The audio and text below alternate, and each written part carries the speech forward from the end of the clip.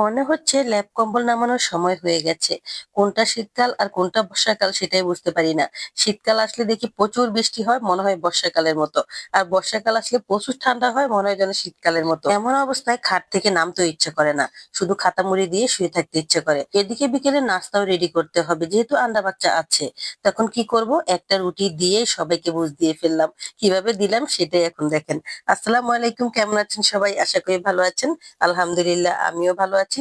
ফাঁকিবাজি একটা নাস্তা তৈরি করছি, যেটা আপনারা শিখে রাখতে পারেন। তাহলে আপনাদের বাচ্চাদের সাথেও মাঝে মাঝে একটু ফাঁকিবাজি করবেন। এতে নিজের শরীর স্বাস্থ্য একটু ভালো থাকবে, রেস্ট পাবেন। এই তো একটা পরোটা ছিল সকালের।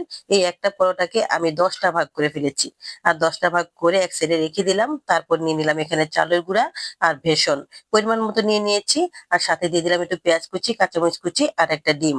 আর একটু মরিচের গুঁড়া আর একটু হলুদের গুঁড়া, লবণ, ধনিয়া, জিরা, এতটুকুই। ব্যাস, এখন ভালো করে পানি দিয়ে একটু মিক্স করে নিব। সত্যি বলতে আমার কাছে এই নাস্তাটা খুবই ভালো লাগে।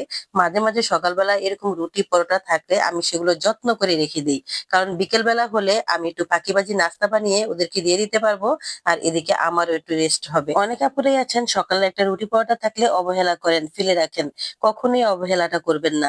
কারণ এই একটা রুটি কিন্তু আপনাকে অনেক স্বস্তি দেবে। আর এটা দিয়ে আপনি আজকে সারা দিনের খরচ বাঁচিয়ে দিতে পারবেন। তো যাই হোক, এই তো আমি এখন রুটিগুলোর জন্য একটা সুন্দর গোলা তৈরি করে নিয়েছি। এবার আমি একটা একটা রুটি এটার ভিতরে চুবাবো আর ভেজে নেবো, ব্যাস হয়ে গেল। এত মজার একটা রুটি পকোড়া, খেতে এত ভালো লাগে। বাচ্চারা টেরই পাবে না যে আপনি রুটি দিয়ে বানিয়েছেন। ওরা তো ভাববে ওদের জন্য আপনি মুচমুচে নাস্তা নিয়ে এসেছেন। আর এই কনকনে ঠান্ডার সময় আর বৃষ্টি হচ্ছে বাইরে, এই সময় যদি টিভির সামনে বসে বসে এমন একটা নাস্তা পাওয়া যায়, কতই না ভালো লাগে বলেন। একটু ভেবে দেখেন তো, একটা পরোটা দিয়ে একটা ডিম দিয়ে কখনো সবার নাস্তা হতো? হতো না। অথচ আমি এভাবে বানাতে সবার নাস্তা হয়ে গেছে। আর আমার কিছুই তৈরি করতে হয়নি। আমি কিন্তু আপনাদেরকে অনেক মজার মজার রেসিপি দেই, কিন্তু কখনো ফাঁকিবাজি রাস্তাগুলো আমি দেখাই না। আমি কিন্তু অনেক ফাঁকিবাজি নাস্তা বানাতে পারি। তার মধ্যে এই একটা হচ্ছে আমার ফাঁকিবাজি নাস্তা, এটাও আজকে দেখিয়ে দিলাম। অবশ্যই আপনারা এভাবে বানিয়ে দিবেন। আর এতে করে বাচ্চারা মজা করে খেতে পারবে। আর রুটিটাও নষ্ট হবে না, কি বলেন? এমনিতে বাসি রুটি বাচ্চারা একদম খেতে চায় না। তো যাই হোক, এই তো ভাজা হয়ে গেছে। দেখেন একটা টুকরা রুটি কত টুই টুম্বুর হয়ে ফুলে গেছে। মনে হচ্ছে যেন একটা বড় পিঠা বানিয়ে ফেলেছে। এখান থেকে 2টা পিঠা করে খেলে আর এক গ্লাস পানি খেলেই যথেষ্ট। কালারটাও খুব সুন্দর এসেছে আর চালের গুঁড়া দেওয়াতে খুবই মুচমুচে হয়েছে। ছোট বড় সবাই পছন্দ করে আমার এই নাস্তাটা। কিন্তু আজও কেউ জিজ্ঞেস করেনি যে কি দিয়ে বানিয়েছো। এটার ভিতরে যে রুটি আছে তারা সেটা খেয়ালও করে না। তারা মজা মজা করে খেয়ে নেয়।